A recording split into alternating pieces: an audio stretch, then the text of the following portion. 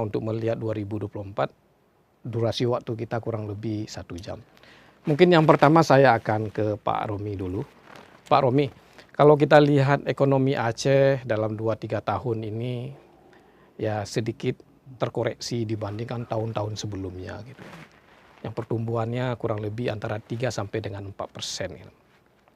Sebenarnya bagi kita tidak terlalu penting itu besarannya, tapi kualitasnya. Tetapi kadang-kadang juga penting besarannya kalau kita lihat struktur ekonomi kita.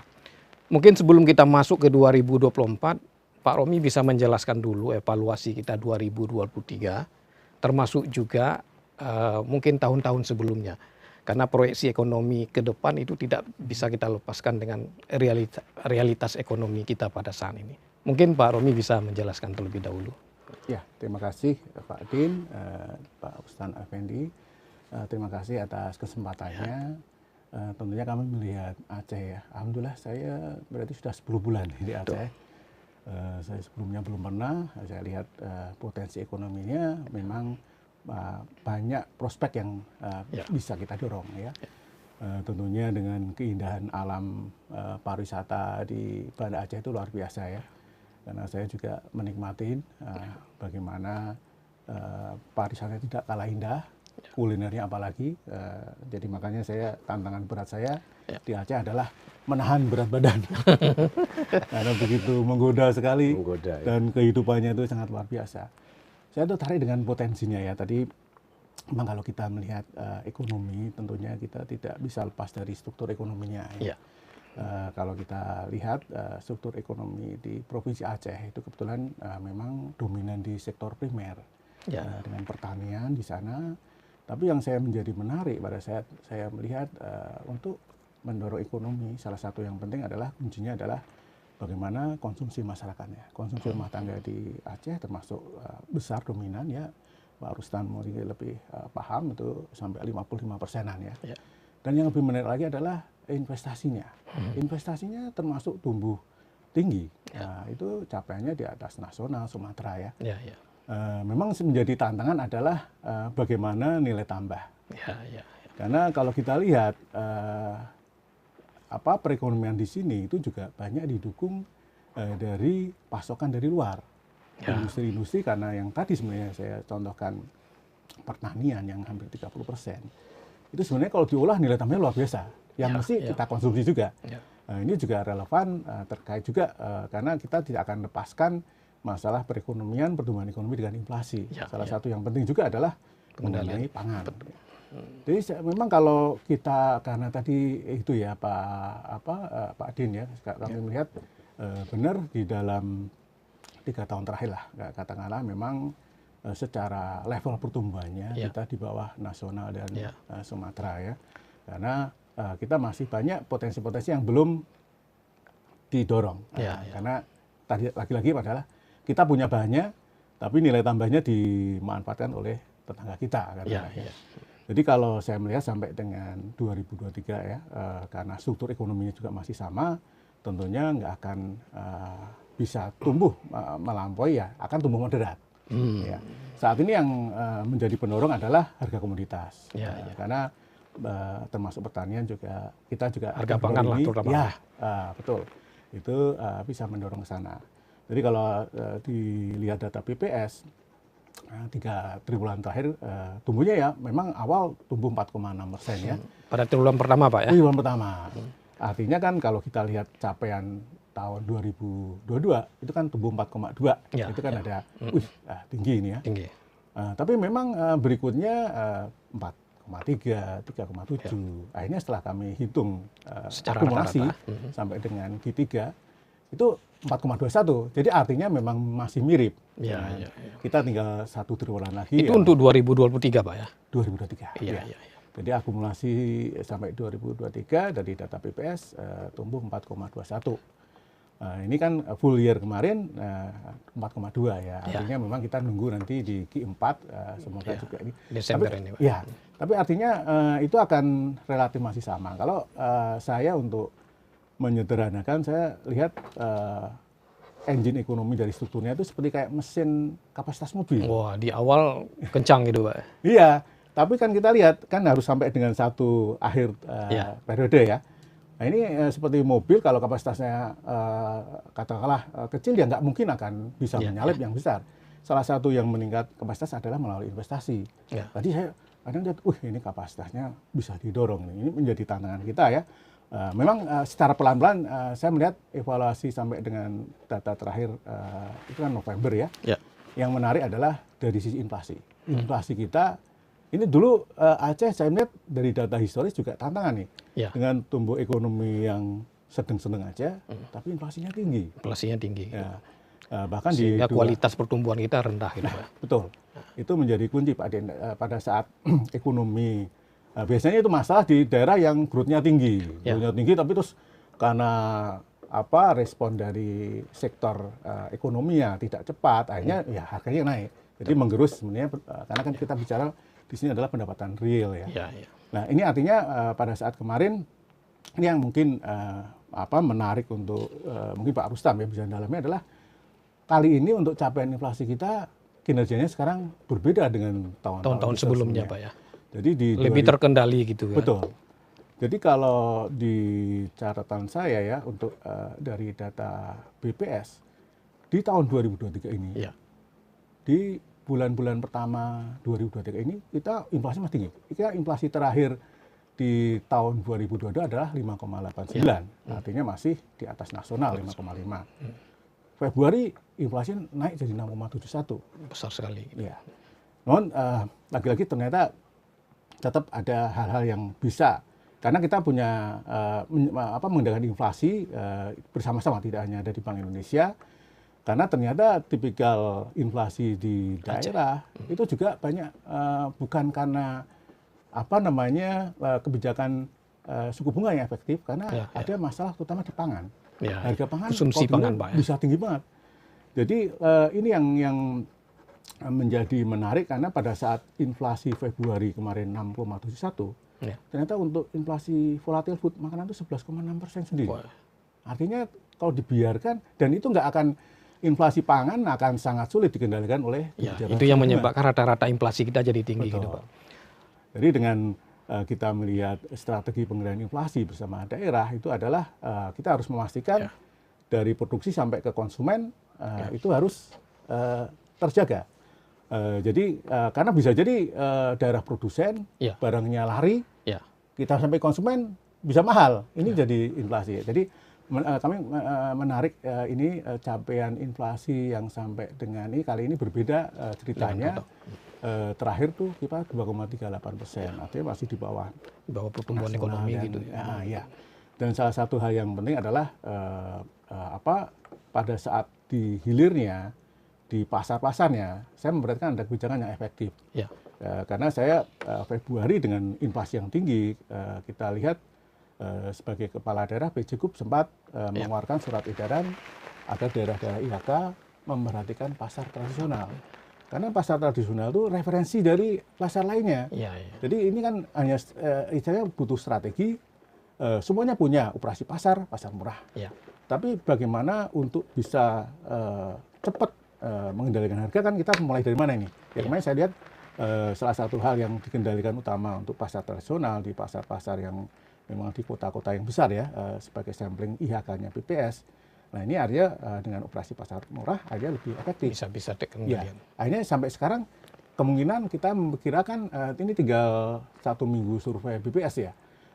Kurang lebih insya Allah ini menjadi kinerja yang terbaik yang untuk 2023. Kalau closing kita berapa kira-kira inflasi gitu Pak? Itu akan masih di batas bawah.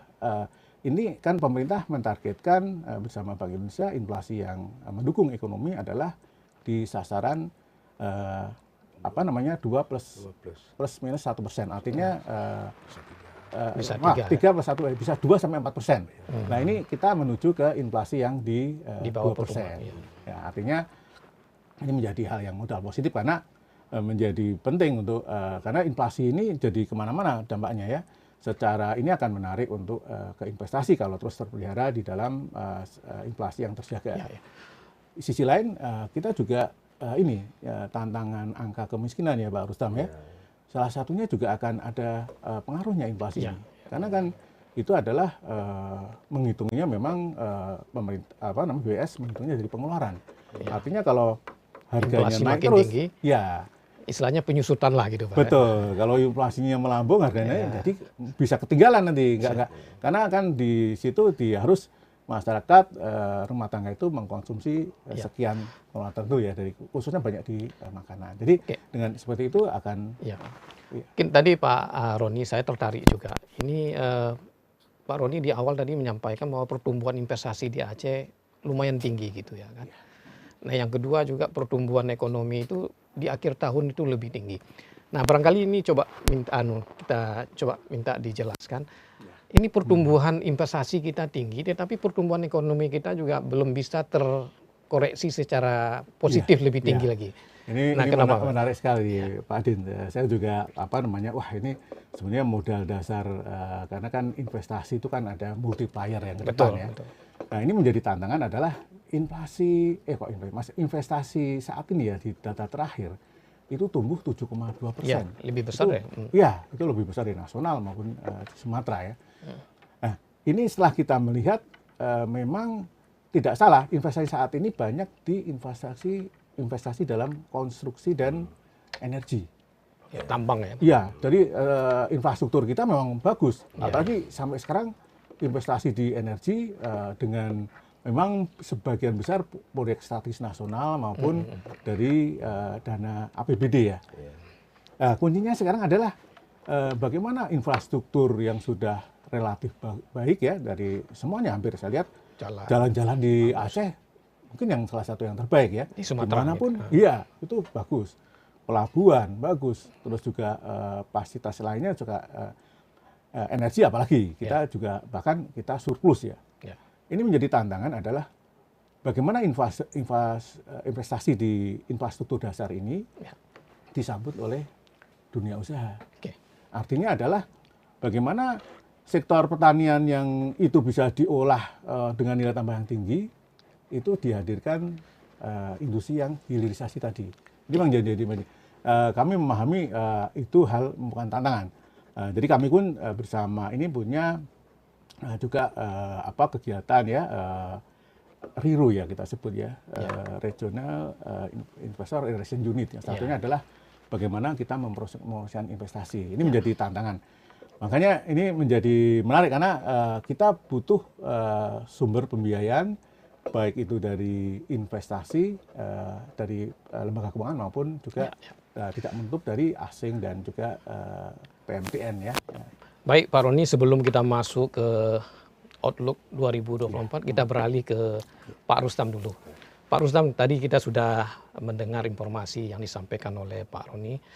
Ya, inflasi relatif terkendali, kemudian pertumbuhan ekonomi juga ya mungkin tidak terlalu tinggi tapi bisa lebih baik gitu. Kemudian juga pertumbuhan investasi kita juga lumayan besar. Tapi kalau kita lihat sehari-hari di dalam kehidupan itu sebenarnya kondisi kita juga masih memprihatinkan. Nah mungkin sebagai seorang pengamat ya mungkin bisa melihat dari sisi yang lain ya. Nah kira-kira kenapa ini Pak Rustam ini? Investasi masuk tapi pertumbuhan ekonomi kita belum terpacu tinggi gitu ya. Baik Pak MD, terima kasih Pak MD, Pak Roni. Yang pertama adalah saya coba menyampaikan dulu, yang pertama adalah size ekonomi kita Pak MD. Kita ini kan kalau di Sumatera itu ada 10 provinsi, kita yang ke-8. Jadi kita punya PDB itu kontribusinya hanya 4,9. Untuk Sumatera gitu Sumatera. Yang pertama Sumut, yang kedua Riau, yang ketiga Sumsel. Kita itu di atas Bangka Belitung dan Bengkulu. Jadi kecil, size kita kecil. Padahal dari segi geografis kita lumayan besar, penduduk juga lumayan besar hebat gitu kita kan. Kita punya laut, kita punya sawah, kita punya gunung yang luar biasa itu kan. Ikan juga luar biasa. Yang kedua saya melihat Pak Emdin, kita seakan-akan Pak Roni, Aceh ini masuk ke dalam satu perangkap growth under 5% Pak. Jadi kita ekonomi kita itu terperangkap dalam pertumbuhan di bawah 5% Pak Emdin. Kalau kita amati itu. Di Q4 memang naik kita selalu di Q4. Tapi kalau kita setiap Q4 setiap tahun itu ya. Mungkin di situ kan APBD-nya bla bla bla bla, belanjanya banyak maka naik kan. Tapi ketika kembali ke Q1 lagi, Q2 lagi tetap akan jatuh ke 3-4 lagi gitu. Jadi saya melihat secara agregat kita tetap di bawah angka 5%. Jadi Aceh ini ekonominya itu masuk dalam satu jebakan di bawah 5%.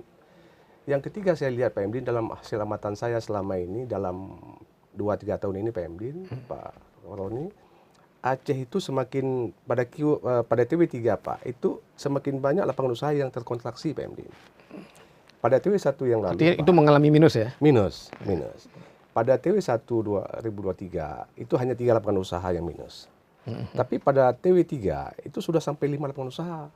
Dan yang paling dalam adalah lapangan usaha jasa keuangan dan asuransi, Pak. Ya. Pada TW1 itu masih minus 6, tapi pada TW3 Pak minusnya sampai 26,9, hampir 27. Nah ini kalau itu yang jadi masalah berarti Aceh ini ada soal di situ.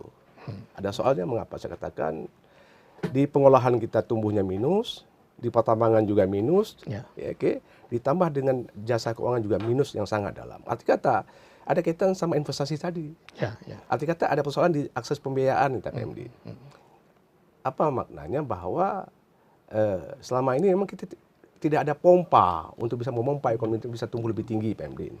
Stimulannya. Ya, memang tadi Pak pimpinan BI menyatakan bahwa ada kenaikan investasi betul. Tetapi saya sepakat dengan beliau bahwa memang yang tumbuh itu adalah penanaman modal untuk sifatnya konstruksi. Tidak berbasis untuk lapangan usaha basis kita, pertanian misalnya. Semestinya kan yang kita gasak itu, yang kita tekan adalah bagaimana menginvest untuk bisa mengolah nilai tambah tadi. Kan kontribusi kita kan sangat hebat di pertanian. Tapi kalau dia investasi banyak untuk sifatnya bangun gedung, mungkin efeknya dengan jalan tol segala macam, ini implikasinya untuk bisa mengabsorb, menampung pekerja itu sangat minim. Dan itu nampak pada angka TPT kita. Angka yang menganggur kita itu masih tetap pada angka 6% PMD. Yang terakhir itu TW3 kalau saya tidak salah itu 6,03%. Sebelumnya 6, sekian. Jadi tidak ada satu implikasi penting dari investasi itu untuk bisa menampung pekerja kita.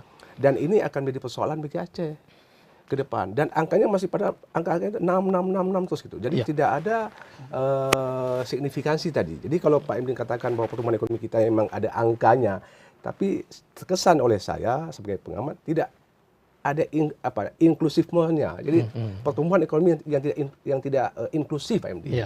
Dia tumbuh tapi tidak punya implikasi dalam menuntaskan pekerjaan, menciptakan lapangan pekerjaan, dalam mengentaskan kemiskinan. Dan angka-angka ini masih sangat tinggi. Itu yang saya lihat. Jadi kualitas kita itu walaupun masih jauh. Selain juga di bawah 5%, juga tidak berkualitas nanti. Baik, Pak Rustam, ini sudah kita dapat gambaran bahwa ekonomi Aceh ini kan size-nya juga relatif kecil dibandingkan daerah lain. Kemudian pertumbuhan kita juga masih. Padahal potensi Aceh itu besar sekali. Yang pantainya begitu panjang, hutannya begitu lebat, tambangnya begitu banyak gitu ya kan. Kemudian juga penduduknya lumayan banyak juga. Nah, menurut Pak Rustam ini apa yang harus kita lakukan supaya potensi yang ada ini itu bisa menumbuhkan ekonomi, memperbesar side ekonomi kita, menumbuhkan ekonomi kita. Ya pasti ujungnya juga untuk mengentaskan kemiskinan, mengurangi kesenjangan. Nah kira-kira menurut Pak Rustam ini peristiwa yang sudah terjadi untuk kita lihat ke depan apa yang harus dilakukan? Gitu? Iya, baik. Pada pandangan saya itu ada dua hal, Pak Emdin. Yang pertama kita mesti memahami fondasi ekonomi kita dulu. Mesti paham tentang struktur kita dulu. Kita kaya di pertanian, Pak Emdin. Hampir 30% itu ekonomi kita ditopang kontribusi di sana. Pertanian. Iya, dan di sana hidup hampir 1 juta penduduk yang hidup yang bergantung hidupnya gitu. Oke. Nah, oleh sebab itu apapun kebijakan oleh Aceh itu mesti melihat itu. Termasuk kebijakan fiskalnya. APBD, apakah HPBA dan APBK mesti lihat pertanian. Tidak boleh kita abaikan itu. Yang kedua ada kita lemah di pengolahannya, pada nilai tambah, added value-nya. Harus kita ke situ fokusnya tadi. Kalau ada uang yang ada, pada belanja modal kita sisihkan untuk membangun kilang-kilang pabrik pengolahan itu, bukan membangun gedung, bukan beli mobil. Ya, memang ada belanja modal, tapi kita gunakan untuk bangun gedung, beli mobil, pengadaan mobil. Nah ini tidak punya implikasi kepada penguatan nilai tambah tadi. Dan yang ketiga, saya pernah menghitung PMD, menghitung angka ICOR, incremental capital output ratio. Ya, input yang diperlukan untuk mendorong pertumbuhan. Bagaimana input, sebanyak mana input untuk bisa menghasilkan satu unit output. Saya hitung tahun 2019 itu angka Aceh 7,88, angka ICOR. untuk bisa tumbuh 5% itu butuh investasi 8 triliun. Kalau mau tumbuh 6 itu butuh 10 triliun. Yang terakhir saya hitung Itu murni untuk investasi. untuk belanja modal tadi. Bukan bangun gedung, bukan beli mobil, tapi menginvest, ya, membangun sesuatu fondasi ekonomi yang bisa tumbuh dia. Ya. Oke. 2 minggu yang lalu angka 5,6. At least kita butuh angka itu 7 sampai 8 T, Pak Emdin. Dari mana uang itu, Pak Emdin? Tidak ada. Nah, ini yang membuat kita terkendala di pertumbuhan itu. Makanya di awal saya sampaikan bahwa Aceh terperangkap dan pertumbuhan di bawah 5%. Sulit bisa keluar dari situ. Sulit, ya. Dan itu persoalannya ke depan. Dan itu implikasinya besar, Pak Emdin. Ya. Anak-anak kita itu akan susah dapat pekerjaan dan pada angka lapangan usaha informal itu meningkat, Pak Emdin. Pak Roni, ya. Kalau kita lihat angkanya, itu lapangan usaha informal itu meningkat tajam, Pak Emdin. Ya. Sebaliknya, lapangan usaha formal itu mengalami declining. Ya, Arti kata apa? Stagnan. Anak-anak kita selesai kuliah, no choice ya PMD. Ya, tidak ada pilihan. Dia mesti mungkin maaflah beli motor jadi Gojek atau buka usaha. Nah, sayangnya di saat yang sama akses pembiayaan kita batasi. Buktinya lapangan usaha keuangan itu minus terus dia, terkontraksi terus. Apa maknanya? Aceh ini makin mempersempit space untuk mendapatkan uang yang masuk ke dalam ekonomi itu, Pak Emdin. Dan itu ke depan sangat tidak baik, saya pikir. Begitu. Harus kita cari jalan keluarnya. Betul. Baik, Pak Rustam nih kita berhenti di sini dulu. Kita masuk ke Pak Romi nih untuk melihat 2024. Tapi diskusi kita masih panjang nih Pak Romi nih. Ya. Nah, tadi kita udah melihat sebenarnya kita punya prospek, punya keyakinan juga bahwa sebenarnya ekonomi kita nih tumbuh bisa lebih baik. Ya, selama ini pun pertumbuhannya positif. Investasi pun juga lebih bagus. Tinggal kita mendiversifikasi investasi ya, tidak hanya di sektor konstruksi atau tambang, tapi juga perlu di industri misalnya gitu, Pak. Nah, menurut Pak Romi 2024 ini gimana prospek ekonomi Aceh ini, ya kan? Karena ini ada kaitannya juga dengan penyerapan lapangan kerja nanti, ada penyerapan pengentasan kemiskinan kita juga gitu ya kan. Kemudian juga membangun ekonomi yang berkualitas juga gitu. Nah, kira-kira ini bagaimana prospeknya? Ya, terima kasih Pak Adin. Tadi menarik ya, sebelum nanti kita juga sampai ke Outlook 2024 ya. Setelah lebih detail lagi tadi Pak Rustam melihat ya ini tantangan kita ya. Karena tadi kebutuhan untuk sumber pembiayaannya saat ini memang masih banyak dominan di perbankan ya. Jadi kalau angka saat ini ya dana pihak ketiga itu adalah 42 triliun di Aceh. Sementara pembiayaannya itu 50,2 triliun. Ini memang juga bersumber dari perbankan yang ada di luar Aceh yang biasanya melalui kantor pusat. Jadi artinya sebenarnya menjadi penting untuk dilihat di sini adalah bagaimana tadi kata kunci nilai tambah, hilirisasi pertanian. Pertanian juga ini kan banyak mulai dari hal yang tidak usah terlalu advance industrinya. Kita bisa bicara mengenai beras. Di sini kan padi processingnya melimpah, betul Pak Adin. Tapi rice mill unit yang modern sangat minim. Nggak ada. Padahal itu investasi juga nggak besar. Dan ditambah lagi kebutuhan akan beras itu pasti tinggi namanya lokal ya. Jadi akan potensi-potensi ini sebenarnya harus didorong karena yang jelas pasarnya udah jelas, bahan bakunya ada di sini. Ya, ini menjadi celah. Karena saya memperhatikan tadi mengenai kalau kita bicara mengenai perbankan, karena tadi juga Pak Rustam melihat secara nilai tambahnya menurun ya. Memang kalau perbankan di dalam pertumbuhan struktur ekonomi atau andil untuk pertumbuhan tidak dilihat secara langsung ya. Karena dia memang sebagai mengakselerasi sebagai pendorong pendorong ya. Tapi artinya di sini dengan saat ini ya financing to deposit ratio itu 117%. Artinya memang sebenarnya batas yang ini secara Asia adalah 90% karena dana pihak ketiga nggak mungkin juga disalurkan semuanya ya. Ini memang menarik pada saat juga ada sumber pembiayaan dari luar. Kalau kita melihat pembiayaan ini itu harus dari dua sisi, dari supply-nya sebagai uangnya ada dari perbankan, secara nasional pun BI selalu memperhatikan mengenai likuiditas perbankan. Tapi menjadi hal yang juga perlu didorong untuk pembiayaan adalah dari sisi permintaannya, dari sisi yang mengajukan pembiayaan. Ini kami perhatikan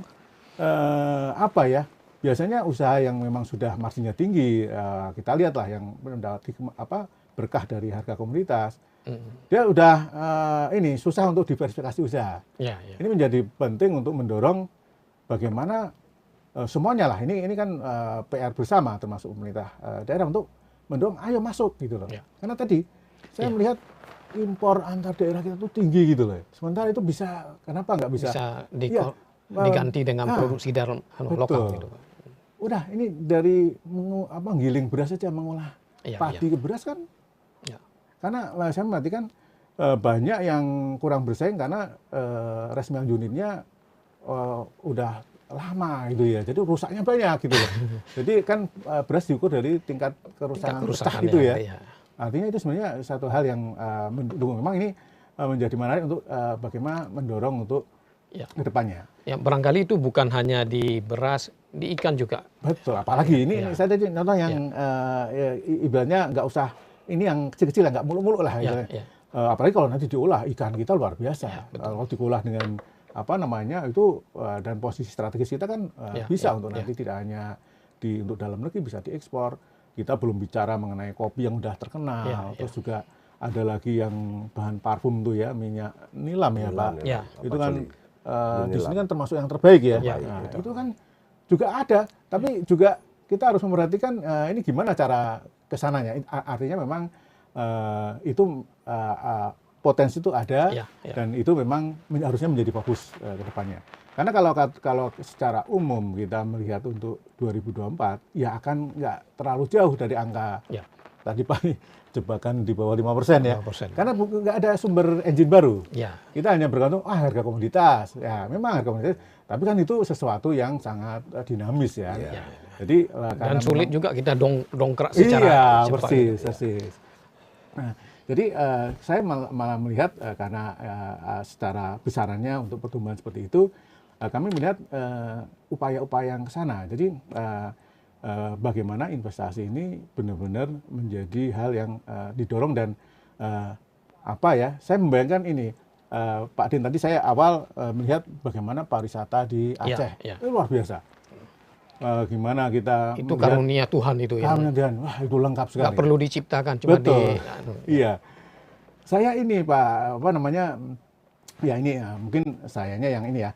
Artinya melihat potensi pariwisata itu saya ditempatkan di sini. Ya. Artinya sebenarnya dengan keindahan yang luar biasa ya, apalagi yang kurang ya, dengan keindahan alam, terus karunia untuk wisata religi itu udah. Tambah lagi yang mau diving di Sabang ya. Nah, saya melihat sebenarnya ada korelasi antara pariwisata dan investasi. Ya. Karena investasi itu tidak hanya melihat potensinya. Kalau hanya melihat potensinya, mesti udah banyak itu yang akan membiayai kan. Karena apalagi sumber daya alam banyak yang potensi ekspor, infrastruktur lengkap. Nah, tapi kan memang perlu untuk bagaimana, karena orang menanam investasi kan puluhan tahun kan. Ya. Jadi dengan jangka panjang Pak Din. Jadi dengan pariwisata itu menjadi ini sarana yang geliatnya orang dari luar pun dengan nyaman dan untuk membangun image juga gitu Pak. Betul, Pak. Kemudian dampaknya ke situ ya. Investasi yang tidak terlalu besar, dampaknya juga terlalu besar gitu. Betul, ya. Baik Pak Romi, tadi kita udah bicara sebenarnya punya prospek yang cukup bagus Aceh ini. Tapi kita butuh effort yang luar biasa juga, termasuk juga butuh waktu gitu ya kan. Nah, sambil kita menyelesaikan mendorong potensi-potensi ini, kalau dari BI sendiri melihat 2024 ini bagaimana nih Pak? Iya, kami melihat untuk secara total ekonomi ya di 2024 itu kita masih akan berada di 4,2, 4,4 ya. Jadi upaya-upaya yang kita lakukan salah satunya ini adalah digitalisasi. Kenapa harus digitalisasi? Karena digitalisasi itu kita lihat sekarang capaian secara nasional tuh luar biasa ini. Sekarang salah satunya kita ada sistem pembayaran yang banyak inovasi ya. Kita BI Fast itu bagaimana sistem pembayaran yang bisa secara cepat 24 jam. Terus kita ada KRIS. Ya, ini kami melihat dengan digital itu adalah mempermudah semuanya. Kita melihat digitalisasi pertama tentunya untuk bagaimana mendongkrak apa namanya komersial ya. Karena kita kemarin alhamdulillah itu pada saat pandemi orang tidak bisa mobilisasinya ketemu langsung, kita ekonomi termasuk yang terbaik karena masih bisa konsumsi melalui e-commerce. Sisi lain kami juga melihat ini digitalisasi juga kita dorong ke pemerintah daerah. Pajak daerah, retribusi daerah itu juga kita lihat capaiannya secara nasional bagi yang terdepan digital, PAD-nya lebih tinggi. Karena orang itu lebih senang bayar langsung itu. Kan dengan digital itu nggak seperti lebih simpel. Langsung kita mau ini langsung dapat balasan, oh sudah masuk, ya ini udah kita lega, oh artinya kita secara langsung ya. Termasuk bisa efisien juga Pak, tidak ada nilai-nilai yang hilang gitu ya. Betul. Kalau transaksinya tunai, betul. Hitungan sekian rupiahnya bisa tinggal, bisa hilang. Ya. Betul Pak Din, efisiensi, terus yang governance termasuk kebocoran nggak ada lagi. Nah ini yang menjadi salah satu menarik ya, kalau makanya kita saat ini target Aceh ya, saya tadi kan sekarang udah target secara nasional tuh 2 miliar, tapi baru November sudah mencapai 2,3 miliar transaksi kris ya. Kita nggak lihat ini ya, tapi secara volume masyarakat yang menggunakannya. Di Aceh pun juga sama peningkatannya. Saat ini kita sudah melewatin target 5 juta transaksi. Kita sudah di angka sekitar 6 jutaan, dan ke depan kami juga memandang ada PON, ada tempat yang nanti masyarakat secara ini banyak akan datang ke Aceh. Kita siapkan, targetnya kita tinggi lagi. Karena salah satunya dengan digitalisasi itu juga adalah upaya strategis untuk UMKM. Karena UMKM itu banyak tapi kontribusinya kecil. Ini menjadi tantangan ya. Ini dengan digitalisasi tadi dengan kris, ini adalah salah satu kesempatan yang dimana yang tadi sebelumnya kan kita pakai kartu gesek, EDC gitu ya, ada biaya, gitu ya. ada biaya. Saya dengan kris mereka bisa langsung lebih efisien. Paling banyak kris itu adalah di mikro. Di Aceh 70% itu di usaha mikro, usaha kecil sekitar 19%. Artinya memang di seputar itu ya. Ini menjadi tantangan kita memang mengedukasi literasi termasuk ke merchant yang untuk karena untuk mengelola sistem pembayaran kan tentunya banyak perusahaan yang ada di sana. Jasa sistem pembayaran, ada juga perbankan yang mereka tentunya ada biaya operasional untuk investasi ini ya. Artinya kan tidak mungkin semua itu digratiskan ya. Tapi kita saat ini Bank Indonesia melihat untuk transaksi kris yang usaha mikro, yang katalah warung kopi yang 100 ribuan itu nggak kena charge, nggak kena MDR ya. Nanti berikutnya baru kena 0,3%. Tapi kalau kita bandingin dengan pembayaran lainnya, itu masih lebih rendah. Artinya adalah ini memang kita mengedukasi untuk UMKM juga terbiasa untuk tidak selalu transaksi cash. Dan itu lebih menariknya lagi, manfaatnya adalah nanti perbankan untuk membiayai itu gampang. Karena dia jadi tahu, oh saya mau ngajukan pembiayaan, ya lihat aja transaksinya. Transaksinya yang udah itu nggak sebenarnya tidak perlu manipulasi gitu. Betul. Jadi nggak usah meyakinkan dengan Pak ini kita prospektif ini, nah, dia lihat aja transaksinya kan tahu sendiri langsung kelihatan. Nah ini yang sebenarnya kita, karena tadi inklusif menjadi kata kunci. Inklusi itu kan menjadi tantangan kita ini. Betul. Salah satunya dengan digitalisasi ini adalah memang tidak mudah mengubah kebiasaan tadi. Tapi kita membangun budaya baru gitu Pak. Betul. Kita tahun 2024 kita sudah memprogramkan kita akan selalu mengedukasi itu dengan kita kan ada Car Free Day itu ya. Nah, ini akan kita edukasi terus mengenai kris. Baik Pak Romi, nanti kita lanjutkan. Mungkin kita beralih ke Pak Rustam dulu nih. Pak Romi sudah menyampaikan bahwa 2024 sebenarnya prospek ekonomi Aceh masih ada. Terus kemarin angka yang dipublikasikan kemungkinan pertumbuhan kita antara 4 sampai 4,7 gitu Pak ya. Tadi Pak Rustam melihat ini memang ada jebakan yang kita tidak bisa keluar gitu ya kan. Kecuali kita harus melakukan sesuatu yang luar biasa juga ya kan. Memperbesar side ekonomi ya kan. Mencari stimulan-stimulan sehingga lompatan untuk investasi kita besar. Nah menurut Pak Rustam ini mau tidak mau kan kita harus mendongkrak ini ya. Karena ini menyangkut penyerapan tenaga kerja, menyangkut menciptakan nilai tambah, termasuk juga revenue pajak untuk pemerintah kita di sini. Nah menurut Pak Rustam ini gimana kita mendobrak ekonomi Aceh ini, ya jangka pendek 2024, tentu jangka panjang juga kan 5 tahun ke depan, kira-kira apa yang harus kita lakukan ini? Ya, baik Pak Emdin. Kalau saya lihat, pertama adalah langkah kita memang mesti kita lakukan dengan simultan, Pak Emdin. Tidak bisa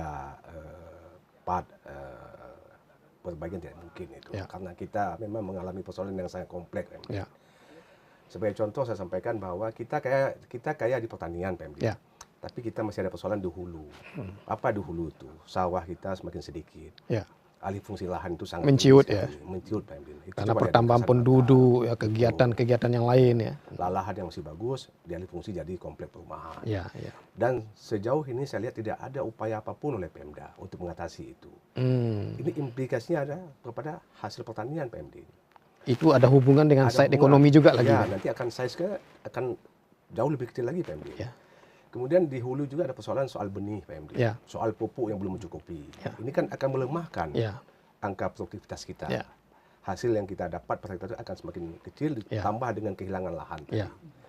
Kemudian di on farm, di budidaya, itu sejauh ini belum ada upaya kita untuk bisa memperkuat pengetahuan petani yang lebih canggih lah kan, di penyemaian benih segala macam itu.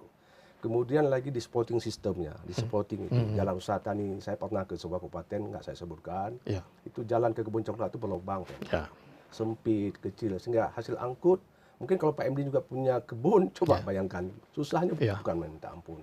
Ini semua akan mengganggu aktivitas produksi usaha tani. Kemudian yang lemah sekali adalah di hilir kita kan, di pengolahan itu. Kita punya pasar, Pak MD. Kalau saya bayangkan kita jualkan bahan mentah, Pak MD. Kita dihadapkan pada situasi oligopsoni. Oligopsoni itu adalah satu situasi pasar di mana hanya ada 2-3 pembeli. Kalau si pembelinya mengulah dia, ngambek dia tidak mau beli yang kita punya. Apalagi tergantung dengan cuaca gitu ya. Ya, dengan cuaca lagi kan. Belum lagi yang supporting tadi, banyak bendungan kita yang semestinya kita gunakan, kita manfaatkan dalam bentuk PSN. PSN sudah masukkan, tapi kita masih bergelut soal lahan segala macam sehingga dia ditunda. Ditambah bencana lagi, sehingga total hasil kita panen menciut, Pak Emdin. Itu. Jadi di pertanian kita yang kuat itu kita nggak paham itu kuat kita, seakan-akan kita lupa. Padahal itu keunggulan kita. Keunggulan kita, kan? Dan itu sudah tersedia, lahan tersedia, alamnya bagus gitu. Semua bagus. Jadi saya sampaikan selalu, padahal bendungan itu kalau kita bisa guide yang PSN itu kita share saja berapa di APBD kita sedikit, oke, selesai persoalan. Cukup Aceh itu, sangat makmur Aceh. Ditambah dengan pengolahan yang sangat minim dan mengalami kontraksi pengolahan itu. Padahal ini persoalan. Yang ketiga saya lihat, saya sepakat tadi, kita itu kaya di alam yang indah. Nah, di wisata ini itu juga satu hal yang harus kita sentuh, Pak. Apa yang saya lihat, kita sudah ke Bali, sudah ke Senggigi, sudah ke Lampung. Padahal ke luar negeri sudah juga gitu. Ya kan? Kita hanya lemah di tata kelolanya. Ya, Pak Roni dari Gorontalo gitu ya. Di tata kelola PMD. Belum lagi yang lain, kebersihan pantai. Ya, faktor budaya mungkin juga ya. Ini. Kebiasaan lah. Ya, ini harus kita sentuh PMD. Jadi saya melihat kita sangat kaya dan nampak pada lapangan usaha, akomodasi dan makan minum itu meningkat tajam, tumbuh. Arti kata tamu datang banyak ke tempat kita. Bagaimana kita gunakan ini? Nah, di pengolahan tadi saya punya usul. Manufaktur ya. Jadi samping kita memang ada akses yang makin terbatas di pembiayaan tanpa bank umum konvensional. Kita kan kalau dulu kan punya banyak pintu, Pak Roni, maaf ya. Kita dulu kita punya banyak pintu dulu. Panjang. Siapapun boleh akses itu. Tapi sekarang hanya ada sekian pintu, Pak. Itu pasti ada implikasinya, Pak Roni kan. Cuman saya sebagai pengamat kan bebas untuk menyampaikan itu, ya kan. Sebab saya bukan pembuat kebijakan, ya. Ini juga menyulitkan kita untuk kita bisa mengembangkan size ekonomi kita. Makin sulit kita itu. Nah, kemudian di pengolahan saya lihat tadi. Mungkin betul Pak Roni sampaikan ada pelaku-pelaku usaha yang kita bisa suntik pembiayaan, pelaku usaha mikro kecil, kan. Tapi ada penting yang lain Pak MD yang saya sampaikan adalah fungsi BUMD, Pak MD. Saya maunya PT PEMA itu bukan hanya migas yang dia kelola. Mesti dia masuk manufaktur gitu. Membuka divisi lain. Industri. Dia jadi semacam sebuah holding. Lalu dia di bawah ada divisi migas, lalu di bawahnya juga ada divisi pengolahan hasil pertanian, termasuk perikanan. Nah, ini untuk menciptakan nilai tambah. Betul. Jadi ekonomi itu dibangun lewat badan usaha, bukan oleh dinas. kalau ekonomi dibangun oleh dinas, yang senang siapa? PPK-nya, kepala dinasnya yang Ya, senang. ya. Jadi ini harus kita ubah mindset. Jadi ekonomi Aceh itu kita bangun dengan BUMD. Ya. Nah, ini Pak MD saya pikir. Sehingga Baik. ke depan Aceh akan bisa tumbuh. Nah, outlook 2024 saya lihat, saya masih pesimis, tetap masih pada angka ini Pak MD. Ya. Tidak bisa keluar pada angka Ya. 4% Pak MD. Oke, Pak Rustam. Meskipun itu kita dalam jebakan, tapi kita ingin keluar. Ini diskusi ekonomi ya, kadang-kadang serius Pak kan, tapi kita bawa santai aja. Ada hal yang sensitif juga yang kadang-kadang sulit diungkapkan. Tapi saya ingin bertanya kepada pengamat gitu Pak kan, supaya kita lebih objektif untuk jadi pertimbangan. Ini kan 3 tahun terakhir itu kan akses pelayanan perbankan di Aceh gitu ya kan agak menurun ya. Dari jumlah banknya, kemudian juga kita lihat dari dana yang pihak ketiga yang bisa dikumpulkan, kemudian juga pembiayaan ada turun. Nah, menurut Pak Rustam ini ada hubungannya nggak nih dengan pelambatan ekonomi kita atau kita terjebak di dalam itu ya? Lalu apa yang harus kita lakukan untuk mendongkrak ini salah satu dari sektor finansial sehingga ya support system untuk pertumbuhan ekonomi kita ini tercipta? Apa yang bisa kita? Ini agak sensitif tapi kita harus menyampaikannya gitu ya kan untuk apa? Supaya menjadi wacana, menjadi pertimbangan apa yang harus kita lakukan gitu di Aceh gitu. Isu yang sangat sensitif, tapi saya menyampaikan based on data, Ya, tidak dengan perasaan, ya, tidak dengan apalah ya. Kalau kita lihat ini dengan kasat mata, ekonomi Aceh dari sisi spending itu ditentukan oleh konsumsi, kan? ya, Konsumsi rumah tangga itu sangat dominan ya, kita. ya. Jadi kalau kita bermasalah dengan pekerjaan, Ya. bermasalah dengan gaji, efeknya kepada konsumsi. Ya. Oke? Itu dulu Pak Emdin, sebelum ada kanun LKS, itu jumlah kantor cabang bank itu 70-an lebih. Pak Emdin. Ya. Pasca ada itu tinggal 52 kantor Ya, cabang. Berapa puluh kantor yang tertutup, Ya. berapa banyak pegawai di situ. Ya, ya. Itu dari sisi itu saja. Ya. Mereka kan punya gaji itu, punya pendapatan. Itu akan berimbas kepada konsumsi Pak Emdin. Ya. Dan itu sampai kapanpun akan berlanjut Pak Emdin. Ya, Inilah yang mengekang itu tadi. Ya, ya. Sehingga kita tidak bisa bergeliat lebih luas. Ya, ya. Yang kedua dari sisi akses pembiayaan. Ya. Puluhan kantor yang hilang Ya. itu sudah pasti automatically imbasnya kepada pembiayaan. Ya. Tadi nampak kan? Ya. Investasi kita ada, Ya. tapi kepada PSN, jalan tol, konstruksi, bangunan Ya. gedung, Ya. mall. Ya. Tapi kepada lapangan usaha basis kita apa? Ya, Di sana UMKM ada terutama ya. UMKM. Ini yang tidak dipahami oleh teman-teman. Seakan-akan kalau saya sampaikan begini, oh Pak Rustam ini sekuler katanya. Ya. Padahal saya melihat itu ekonomi Ya, sebagai sebuah ya. sistem Pak Emdin. Ya. Sebuah sistem yang tidak bisa kita penggal dia. Ya, ya. Sebuah unsur akan mengganggu unsur yang lain. Ya. Ini yang maunya Saling ketergantungan ya. ini dependensi ini yang harus kita lihat Ya, dengan ya. bijaksana Ya, Pak ya. Emdin itu. Nah, ini yang butuh kacamata kita lebih luas apa? Implikasinya pada angka yang menganggur masih tetap pada angka 6% Pak Ya. Emdin. Tidak declining sampai saat ini Pak Emdin. Siapa tanggung jawab itu Pak Emdin? Ya. Ini Bahkan persoalan angka apa? pertumbuhan angka kemiskinan kita tahun 2001 dengan sekarang sama 20 besarnya. tahun yang lalu sama Pak Emdin. Ya. Data yang ada Pak Emdin. Begitu Pak Emdin. Ya, baik Pak Rustam ini. Pak Romi ini sebelum kita akhiri ya kan. BI itu salah satu lembaga yang punya peran yang sangat besar untuk mendorong pertumbuhan ekonomi dengan kebijakan moneternya gitu Pak. Nah, kira-kira Pak Romi ini di Aceh ini apa kebijakan BI terutama yang perwakilan ini untuk mendorong pertumbuhan ekonomi termasuk juga kita ingin keluar dari jebakan itu Pak kan. Nah, beberapa waktu yang lalu BI itu punya inisiatif Pak. Membuat pilot project itu kan. Pernah membuat kebun nilam gitu ya kan sebagai pernah bawang juga. Masyarakat sering bertanya untuk apa? Mereka lupa gitu. Ini BI membangun kesadaran orang untuk masuk ke situ ya. Tapi BI bukan untuk pekerjaan seperti itu gitu. Nah, kira-kira 2024 dan ke depan ini apa yang dilakukan BI di Aceh nih Pak nih? Ya, terima kasih Pak. Karena peran BI ini besar sekali gitu Pak. Ya, terima kasih. Jadi ya Pak Din, kami masih konsisten untuk upaya-upaya yang di kewenangan kami. Dan salah satu tantangan yang memang harus kita dengan upaya yang strategis dan konsisten juga itu adalah bagi tadi ya potensi sekaligus tantangannya ya. Karena memang kuncinya adalah potensi banyak, tapi kalau tidak ada akses kemudian akan nggak terrealisasi ya. Jadi beberapa hal yang menjadi kunci kami adalah tentunya secara mendasar yang dari mandat kami adalah bersama-sama dengan pemerintah daerah dan semua instansi terkait itu adalah mengawal inflasi karena itu menjadi mandat secara utama ya untuk menjaga kualitas pertumbuhan kita, Pak. Meskipun ini pencapaian ini kami perkirakan akan jauh lebih baik dibanding tahun depan, tahun kemarin 2022. Namun kan ke depan kita harus menjaga itu. Artinya kalau lepas naik lagi ya percuma. Ini jadi stabilisasi harga menjadi upaya kami, apalagi nanti ke depan kan target inflasi secara umum dan semua provinsi ya dan nasional itu sudah diturunin. Kalau kemarin kan 3 plus minus 1%, sekarang 2,5 plus minus 1%. Artinya harus terjaga terus konsistensi inflasi itu. Terus yang kedua adalah sesuai kewenangan kami juga yang terkait bagaimana meningkatkan kontribusi. Salah satunya mengenai UMKM. Kami kalau bicara UMKM, Bank Indonesia tidak melihat jumlah. Karena kami kami melihat adalah contoh tadi. Jadi berbagai upaya yang bisa cepat meningkatkan nilai tambah.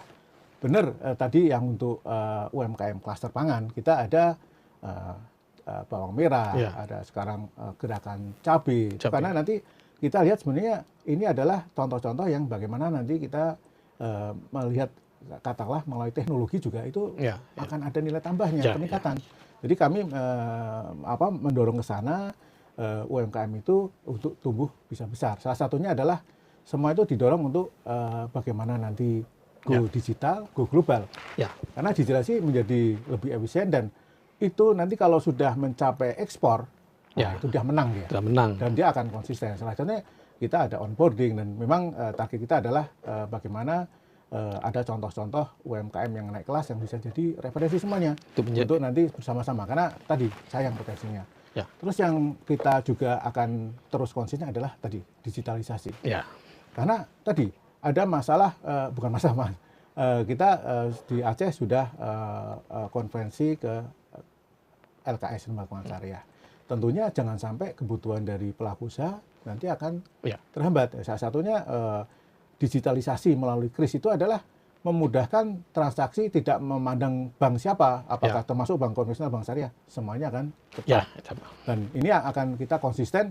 Tantangan adalah tadi merubah perilaku dan kebiasaan. Tapi kita punya referensi itu yang membuat ekonomi kita tumbuh tinggi, masih stabil dengan hantaman berbagai saat pandemi. Nah, ini kita akan dorong nanti salah satunya adalah kita mengedepankan UMKM yang sudah menerima manfaat. Dan kami juga tidak sebatas di UMKM, karena berikutnya adalah bagaimana pemerintah daerah, elektronifikasi tadi, pajak dan retribusi daerah itu juga bisa secara digital.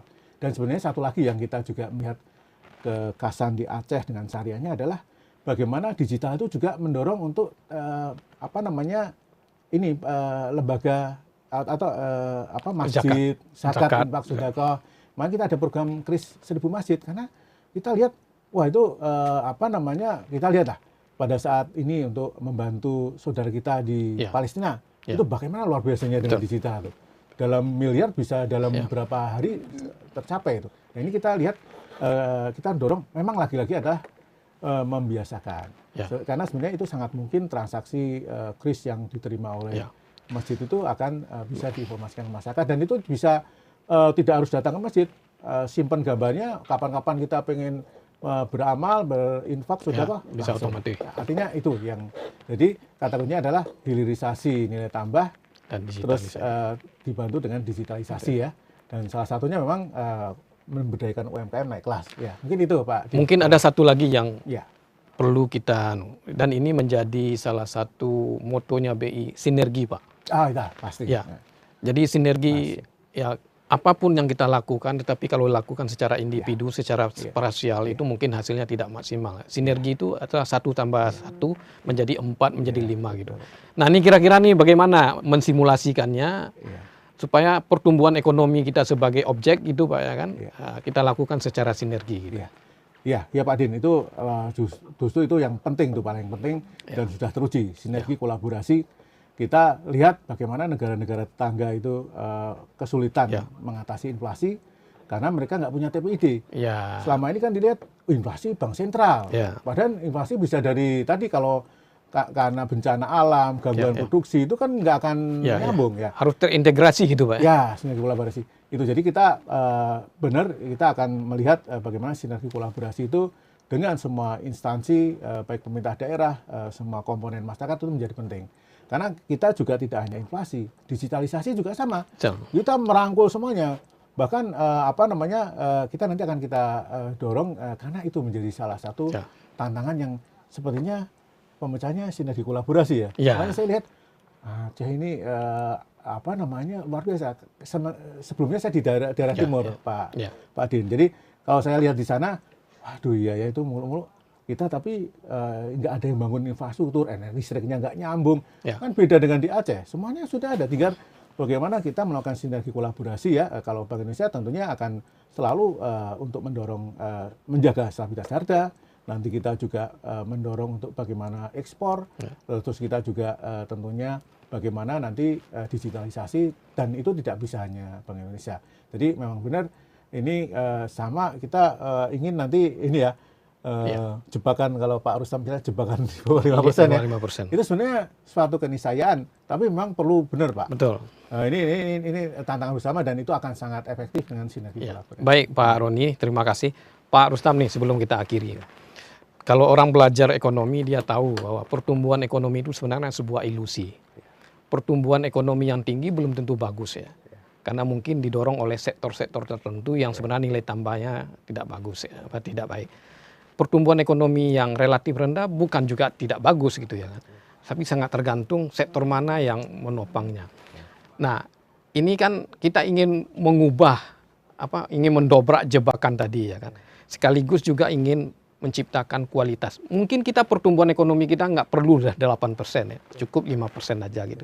Tapi kualitas pertumbuhan kita bagus ya, karena dia akan mengurangi kesenjangan, akan meningkatkan kesejahteraan secara permanen, secara kontinu, dan itu mengatasi juga jumlah orang miskin. Nah, ini kira-kira menurut Pak Rustam ini kita berada dalam jebakan, tapi apa yang harus kita lakukan supaya kualitas pertumbuhan yang di bawah 5% ini tetap bagus gitu? Ya, baik.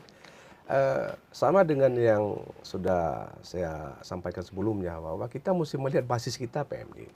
Saya yang pertama selalu ingatkan, kita kuat di dua sektor utama, lapangan usaha utama. Pertama pertanian, yang kedua di perdagangan. Di pertanian tadi kita harus sentuh dia dengan terintegrasi PMD. Di hulu kita selesaikan, di budidayanya kita perkuat, di sporting tadi kan, termasuk juga mungkin digitalisasi tadi kan, masuk ke sporting itu, dan di hilirnya itu kan. Ini yang kita tidak sentuh.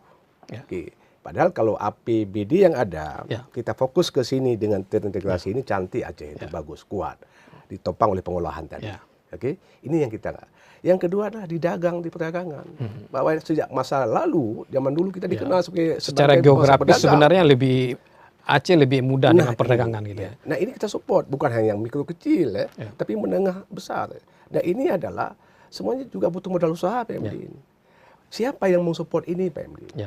Tadi Pak Kepala BI sangat bagus memang. Kita butuh digital, saya sepakat betul, sehingga lebih efisien. Tetapi kalau aktivitasnya tidak berkembang maju juga, digitalisasi mungkin hanya jumlah yang menggunakannya yang banyak. Tapi total volumenya kecil. Ini yang saya lihat. Oleh sebab itu saya pikir harus kita sentuh, lihat basis usaha kita apa yang paling menonjol. Sejauh kita tidak melihat itu sebagai patokan polisi kita, di kebijakan fiskal kita, maka dia useless PMD. Akan sia-sia juga PMD. Itu pandangan saya PMD. Sehingga apa? Jangan sampai yang kita ekspor adalah hasil tambang. Hasil tambang itu bukan kita punya. Nilai tambahnya tidak terlalu banyak. Tidak. Makanya, ambil barang, bawa keluar. Apalagi pada data TW ketiga ini kita mengalami defisit yang sangat dalam PMD. Ekspor kita itu kalah jauh dengan impor.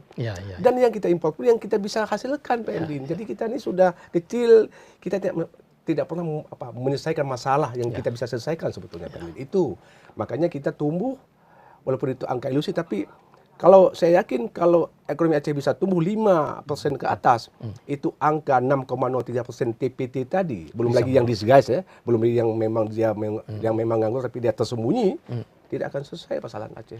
Nah ini saya pikir kita harus fokus kepada pertumbuhan ekonomi, dan itu butuh investasi PMD, butuh belanja yang kuat. Tanpa ada belanja yang kuat, apalagi angka kita punya ekspor itu sangat tinggi, terkesan kita kecil dan tidak efisien. maka Aceh tetap seperti itu untuk tahun depan. Saya Ya. punya pandangan PMD. Tapi apapun cerita nih Pak Rustam, ya kan, kita punya strategi yang bagus, tapi kalau kita tidak membangun suasana friendly dengan Pasti. investasi, Pasti. mungkin. Nah, kira-kira menurut Pak Rustam, apa yang harus kita lakukan untuk kita menjadi daerah yang friendly, baik dalam perspektif pemerintah maupun kita sebagai masyarakat gitu ya. Karena ini untuk menciptakan suasana nyaman, aman, ya mungkin Aceh sudah aman, sudah nyaman ya. Tapi persepsi orang di luar belum gitu ya. Nah, kira-kira menurut Pak Rustam bagaimana nih supaya itu jebakan yang 5% itu kita bisa atasi dengan masuknya investasi, datangnya orang berkunjung untuk wisata di sini. Kira-kira apa yang dilakukan? Kalau saya lihat Pak Emdin ada dua sisi. Pertama sisi elit dulu. Sisi elit ini adalah eksekutif dan legislatif. Itu harus mesti hubungan yang baik. Mesti punya hubungan yang baik. Ya, tidak bergaduh gitu. Ya, setiap akhir tahun kita bergaduh. Dan ini kesan nggak bagus kepada luar. Ada apa di Aceh? Kalau ini solid, sesama elit solid, maka polisi yang dibuat itu akan bisa lebih welcome dia. Termasuk juga menggait calon-calon pemilik modal untuk bisa datang ke Aceh. Yang kedua adalah sisi kita, budaya masyarakat kita. Ya, harus tahu kita posisi kita. Kita butuh tamu datang, butuh pelancong datang. Welcome. Mereka bawa duit. Misalnya. Bawa duit, ya, sambut dengan baik. Termasuk juga yang menjual pelaku usaha di tempat wisata itu. Welcome betul.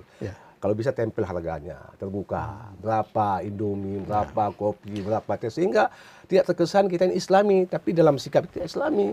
Nah, ini satu dua pengunjung yang datang, termasuk saya bawa belanja, itu dia komplain. Kenapa mahal di sini kan di tempat kami katanya. Kita ke Bali Pak Emdin. Saya sudah ke Sanur, sudah ke Kuta. Di sana souvenir nggak mahal Pak. Tidak mahal souvenir ya. Sangat affordable. Welcome dengan kantong kita. Gitu. Nah, ini maksud saya hal kecil tapi sangat menyentuh dan sangat mengganggu ini. Sebenarnya hal kecil tapi dalam skala yang besar. Kalau keindahan alam luar biasa, termasuk juga kebersihan pantai, termasuk juga bagaimana space di pantai kita buka. Jangan bangunan sudah sampai ke ujung pantai itu, sehingga terganggu. Ini keindahan yang sebetulnya kalau kita ingin sama-sama pahami, kita kelola, insya Allah Aceh akan lebih senang, bahkan akan lebih maju dari yang lain. Begitu PMD. Mungkin Pak Romi sebagai closing statement-nya pada siang hari ini. Mungkin setengah menit gitu ya, 30 detik gitu kira-kira. Ya, terima kasih Pak Din. Closing adalah tadi hal-hal yang langkah strategis sesuai dengan keunggulan komparatif kita ya untuk mendongkrak jebakan 5% adalah melalui hilirisasi pertanian dan pariwisata tentunya. Dan itu bisa dilakukan dengan sinergi dan kolaborasi supaya lebih efektif. Mungkin itu. Baik, terima kasih Pak Romi, terima kasih Pak Rustam sudah berdiskusi panjang lebar dengan kita di sini. Ya mudah-mudahan ini bisa memberikan referensi bagi masyarakat kita. Cederalun, ekonomi Aceh punya prospek yang cukup bagus ya. Potensi alamnya yang luar biasa, hasil tambangnya yang begitu banyak, hutannya yang begitu lebat gitu ya kan. Letaknya yang sangat strategis, pantainya yang begitu indah. Dan di sekitar kita ada Selat Malaka, salah satu perairan yang paling sibuk di dunia gitu.